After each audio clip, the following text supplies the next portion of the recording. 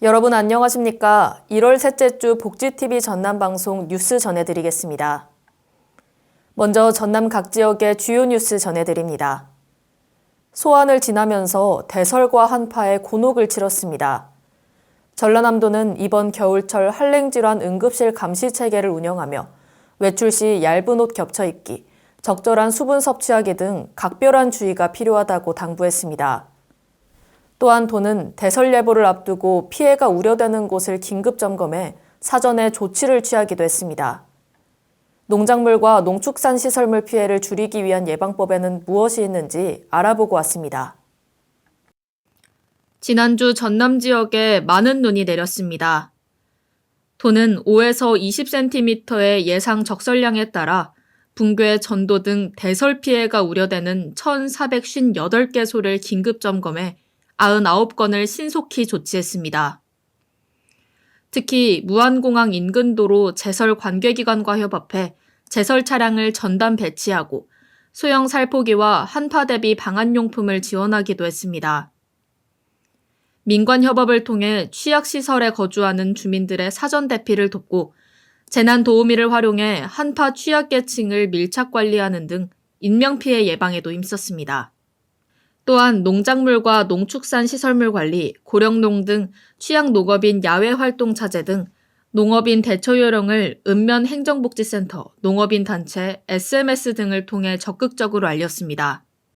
비닐하우스는 보강지주를 2에서 6m 간격으로 설치하고 하우스 끈을 팽팽하게 당겨도 바람에 날리지 않도록 고정하면 폭설 피해를 예방할 수 있습니다. 가온시설이 있는 하우스는 커튼과 이중 비닐을 열고 난방기를 가동해 쌓인 눈이 녹아내리도록 조치해야 하며 하우스 주변에 재배 중인 농작물, 인삼, 월동작물은 눈 녹은 물로 습해가 발생하지 않도록 사전에 배수로를 정비해야 합니다. 도에서도 역시 농축산시설물과 양식장 피해가 발생하지 않도록 미리 점검하며 피해를 예방했고 시가지 출근길 결빙 취약 구간, 이면도로, 보도 등의 제설제를 집중 살포해 도민 불편을 최소화했습니다. 복지TV 뉴스 임도입니다. 다음 뉴스입니다. 제주항공 여객기 사고로 유가족과 국민들의 슬픔이 계속되는 가운데 영호남과 상생협력을 하는 경상북도 등 여러 시도에서 기부 행렬이 이어졌습니다. 슬픔을 나누면 반이 된다는 속담처럼 보다 더 많은 손길들이 모여 슬픔을 나누고 상처를 극복하길 바랍니다. 김민재 기자가 전해드립니다. 제주항공 여객기 사고로 179명의 희생자가 발생해 유가족은 물론 전 국민까지 헤아릴 수 없는 슬픔에 잠긴 가운데 9개 시도에서 아픔을 함께 나누기 위한 기부 행렬이 이어졌습니다. 경상북도와 부산광역시가 제일 먼저 지정기 구체를 통해 기탁하겠다는 뜻을 밝히며 첫 테이프를 끊었습니다.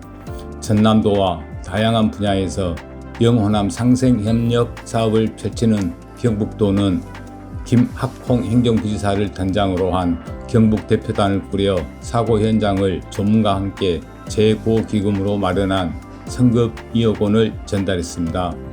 전남도와 강력 상생협력을 이어가고 있는 경기도의 김동연 도지사 역시 무안공항 분향소를 찾아 사고 희생자를 조문하고 구호기금으로 마련한 성금 5억 원을 전달했습니다.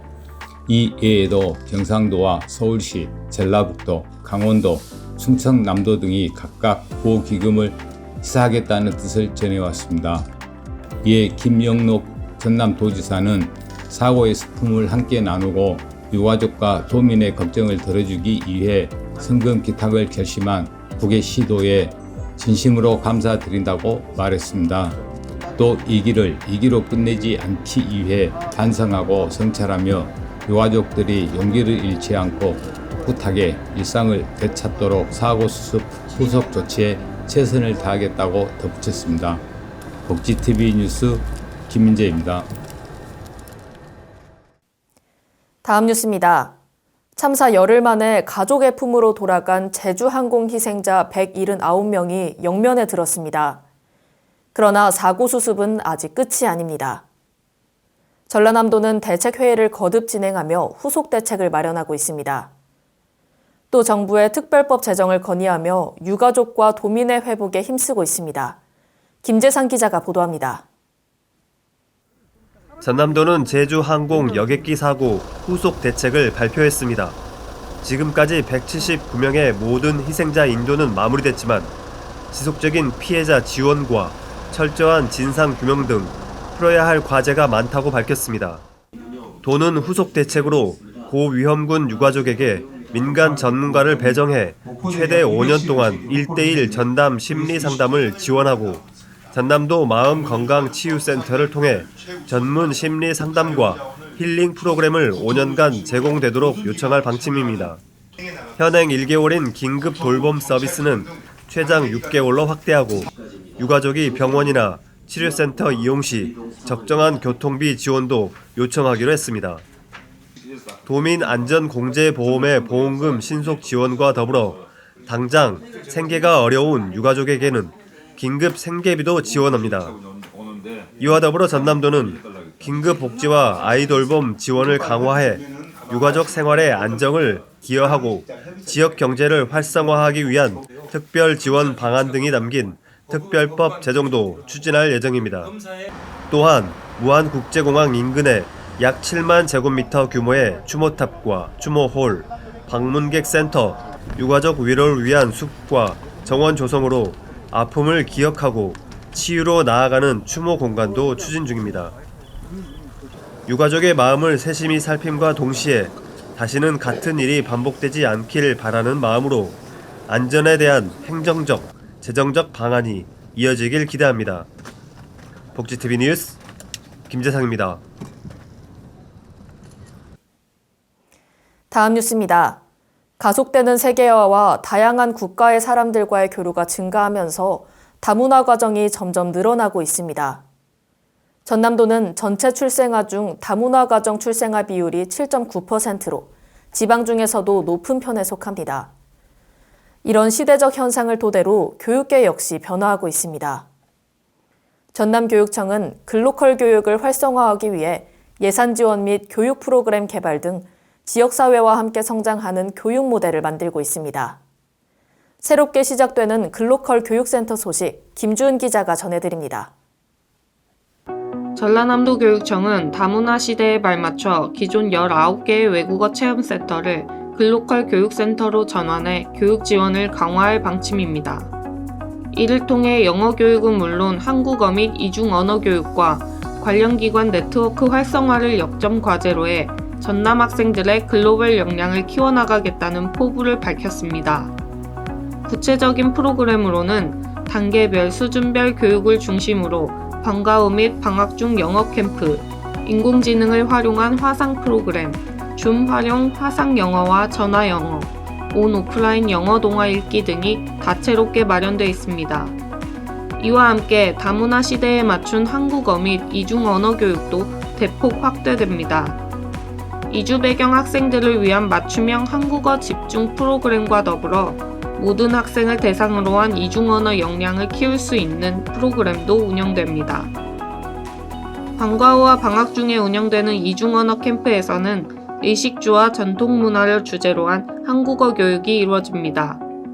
또한 지역 인적 자원을 활용한 이주 배경 가정 학부모와 자녀가 함께 배우는 이중언어 교실은 가족 간 유대감을 강화하고 이주 배경 가정의 교육적 잠재력을 높이는 데 기여할 것으로 기대됩니다.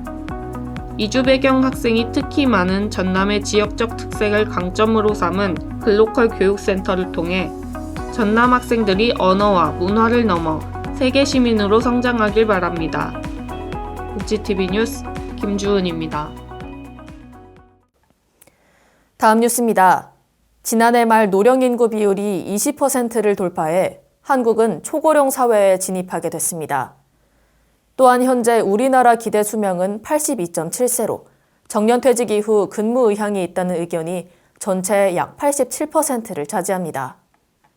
올해 시행되는 주요 노인복지 정책 중 하나는 정년퇴직 연령 연장입니다. 이러한 정책에 맞춰 고흥군의 노인 일자리 전담 기관인 고흥 시니어 클럽이 새로운 터전에서 힘찬 출발을 알렸습니다. 이영춘 기자가 다녀왔습니다. 고흥구는 고흥읍에서 노인 일자리 전담기관인 고흥 시니어클럽의 이전 개소식을 성공적으로 개최하며 노인 복지와 일자리 창출에 한 걸음 더 다가섰다고 밝혔습니다.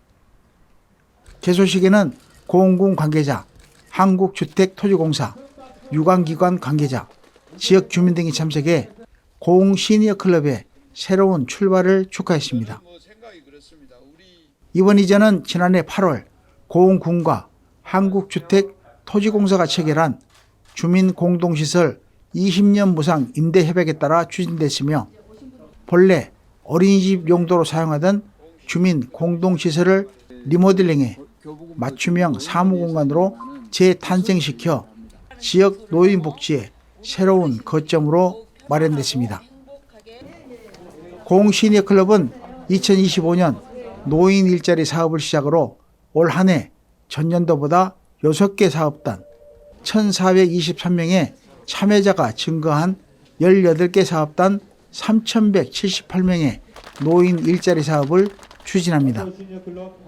또한 앞으로 다양한 맞춤형 노인 일자리 사업을 발굴하고 지역 경제 활성화에 기여하는 노인 일자리 전담기관의 역할을 강화할 계획입니다. 홍영민 군수는 개소식 축사를 통해 새롭게 자리 잡은 고흥 시니어클럽이 지역 어르신들에게 더 많은 기회를 제공하며 건강하고 활기찬 노후를 지원하는 데 앞장서길 바란다고 전했습니다. 새로운 도약을 준비하는 고흥 시니어클럽의 행보가 지역사회와 어르신들에게 큰 희망을 선사할 것으로 기대합니다. 복지TV 뉴스 이영추입니다. 전남 각 지역의 간추린 소식 최인정 캐스터가 전해드립니다.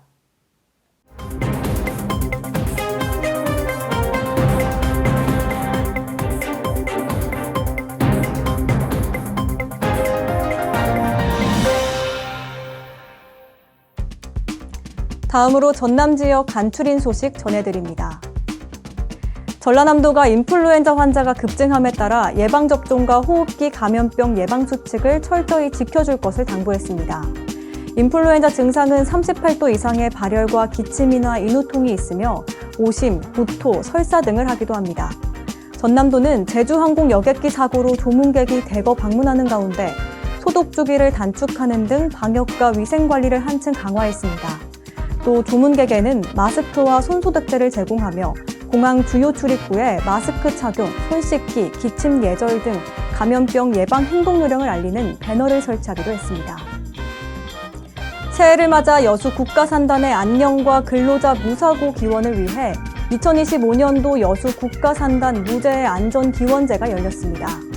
정기명 여수시장과 노동단체, 유관기관 단체장 등 150여 명이 참석한 가운데 지난해 건립된 산업재해 희생자 추모 및 안전기원탑에서 처음 치러졌습니다. 기원제 제례는 초원관을 시작으로 아헌관, 증원관 순서로 거행됐습니다. 진도군이 전남개발공사와 함께 전남형 만원주택 건립사업 시행협약을 체결했습니다. 군은 신혼부부 30세대를 포함해 청년 등을 위한 만원주택 60세대를 내년까지 진도읍 일원에 건립할 계획입니다. 전남형 만원주택은 매월 1만 원의 저렴한 임대료만 내면 거주할 수 있는 주거 공간을 제공하는 주거 복지 정책입니다. 전라남도 교육청은 2025년 새해 첫 대중교통 학교 방문으로 나주 노안중학교를 찾아 미래교실 운영 현장을 점검했습니다. 노안중은 2024 대한민국 글로컬 미래교육 박람회 당시 국내외 교육 관계자들의 이목을 집중시켰던 중등 미래교실을 이설해 운영 중입니다. 노안중 미래교실을 중심으로 학교가 주도하는 미래 역량 중심 교육과정을 운영하고 인공지능을 활용한 학생 개별 맞춤형 교육에 주력하고 있습니다. 지금까지 간추린 소식 전해드렸습니다. 전남 각 지역의 사건 사고 소식 이단비 캐스터가 전해드립니다.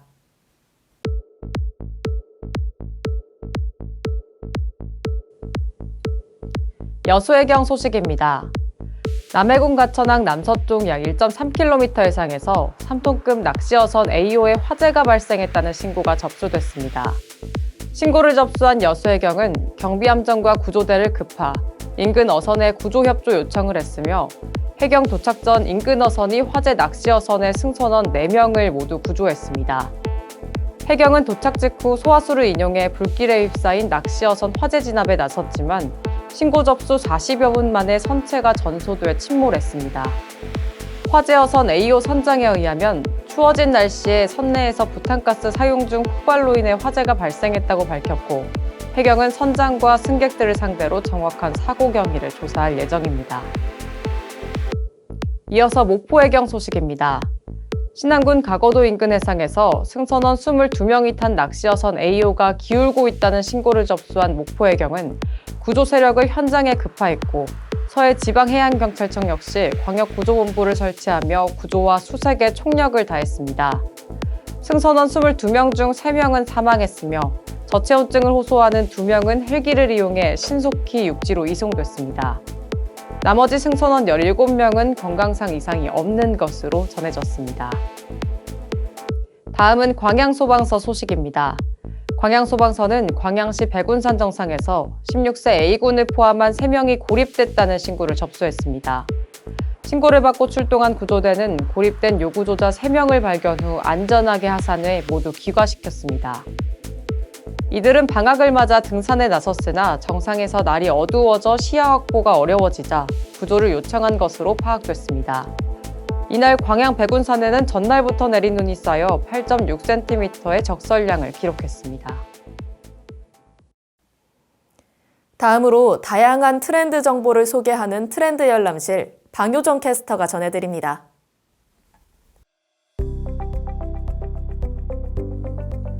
지금 딱 트렌드 열람실의 방효정입니다. 여러분, 새해 맞이 쇼핑 하셨나요? 올해에는 어떤 옷을 사야 할지 고민되지 않으신가요? 옷은 단순히 몸을 덮어 보호하는 기능을 넘어서 나를 드러낼 수 있는 강력한 도구인데요. 오늘은 이 패션 트렌드를 알아보고자 합니다. 먼저 패션업계 근황은 어떨까요? 올해 패션 산업의 성장은 작년에 이어 둔화할 것으로 예상됩니다. 고물가, 고금리로 소비자들은 지출을 최소화하고 있습니다. 또한 비교적 따뜻한 겨울을 맞으며 겨울 패션 시장은 불황이었습니다. 소비자들은 가격에 더욱 민감해지고 온라인에서 여러 브랜드가 생기면서 피로감을 느끼고 있습니다. 긍정적인 전망도 있습니다. 유럽의 금리 인하로 경기가 활성화되고 미국에서는 고액 자산가들이 늘며 패션 업계에 대한 투자도 늘어날 것으로 예상됩니다. 이어서 2025년 패션 트렌드를 구체적으로 소개해드리겠습니다. 첫 번째는 맥시멀리즘입니다. 패션에서 맥시멀리즘은 다양한 색상, 패턴, 소재, 스타일링을 자유롭게 믹스매치하여 개성을 드러내는 것입니다. 명품 브랜드의 2025년 봄, 여름 컬렉션에서도 비단 재킷부터 화려한 보석이 박힌 상의가 등장했습니다. 이미지 공유 소셜미디어 플랫폼 핀터레스트도 맥시멀리스트 디자인이 올해의 트렌드가 될 것이라고 관측했습니다. Z세대 사용자 비중이 40%인 핀터레스트는 트렌드 보고서를 통해 올해는 맥시멀리즘과 과감한 스타일로 회귀한다고 분석했습니다. 그렇다면 이 맥시멀리즘 어떻게 입으면 좋을까요? 심플한 색상의 옷에 화려한 액세서리를 추가하는 방법으로 쉽게 맥시멀리즘 트렌드를 스타일에 반영할 수 있습니다. 다음은 Y3K 패션입니다. Y2K 패션 들어보셨나요? Y2K는 2000년대 전후를 기점으로 과거에 유행했던 복고풍 감성을 담아낸 패션입니다. 이와 반대로 Y3K는 Year, 3, 킬로의 합성어로 3000년대 미래에서 볼 법한 스타일링인데요. Y3K 패션은 은색, 광택, 금속성과 같은 메탈릭한 질감의 신소재를 내세워 쇠맛이라고 불리며 쿨한 무드를 지향합니다. 예를 들어 걸그룹 블랙핑크의 리사, 에스파 카리나처럼 쇠 느낌의 메탈릭한 소재의 서클 이어링이나 체인 목걸이 등 반짝이는 헤비메탈 액세서리를 착용하는 겁니다. 1990년대 후반에도 이와 비슷한 사이버 컨셉이 인기를 끌었습니다. 가수 엄정화의 노래 몰라 무대는 사이버 전사 세계관을 활용하기도 했는데요. 역시 유행은 돌고 도는 게 아닌가 싶습니다. 2025년 실버 컬러의 귀걸이, 신발, 가방 등 아이템으로 여러분만의 Y3K 감성을 완성해보는 건 어떨까요? 오늘은 2025년에 유행할 패션 트렌드, 맥시멀리즘과 Y3K 두 가지를 알아봤습니다. 다음 시간에도 이어서 흥미롭고 재밌는 2025년 패션 트렌드를 소개해드리겠습니다. 지금까지 트렌드 열람실의 방효정이었습니다.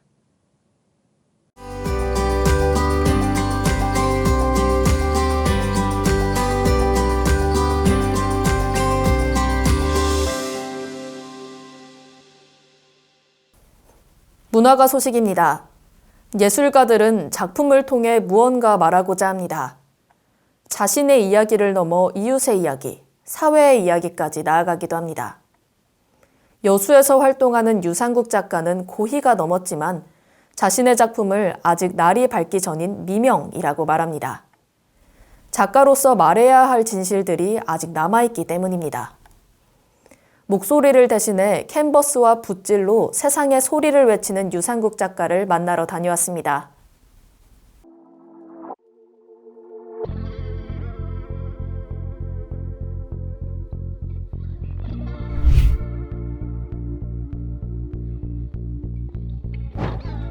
유상국 작가는 자신의 작업과 삶을 끊임없이 되돌아보며 치열한 고뇌 속에서 작품을 창조합니다.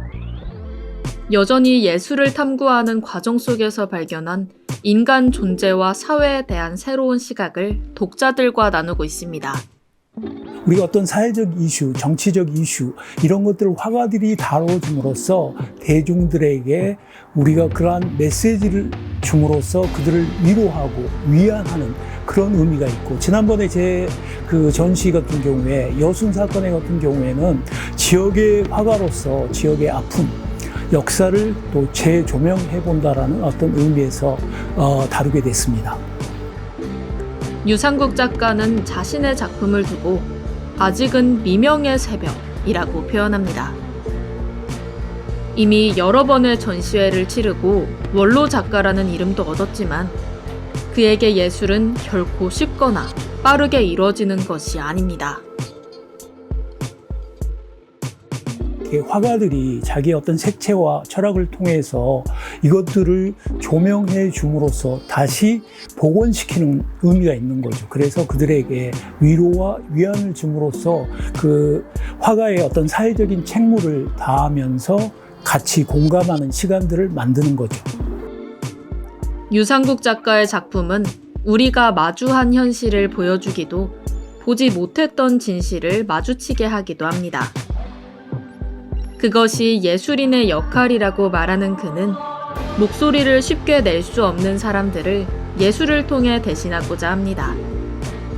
최근에 하고 있는 것은 이제 왼쪽에 보시면은 우리가 환경에 관한 그런 부분인데, 환경이 이제 너무 광범위하다 보니까 우리가 그 환경에 대한 걸 어떻게 그 대중들과 밀착해 갈 수 있는가, 이런 부분에서 제가 고민을 하고, 이런 부분에서 어떤 평면이라든지 입체라든지 리사이클링이라든지 이런 부분들을 총망라해서 환경이라는 어떤 주제를 사람들에게 녹아들어가게끔 우리가 같이 공유하고 감동하고 위로받을 수 있는 그런 작업들을 계속하고 있습니다. 그가 그려내는 영상은 단순한 미술 작품이 아닌 우리가 놓친 아름다움과 진실을 발견하는 여정입니다.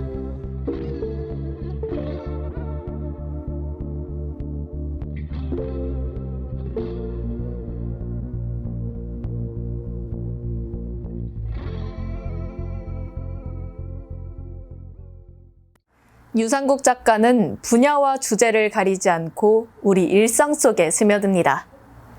가끔은 차가운 현실 속에서도 여전히 창조의 가능성을 믿고 그 믿음으로 무수한 아름다움을 이끌어내려는 그의 노력은 우리가 살아가는 방식에 대한 깊은 질문을 던집니다.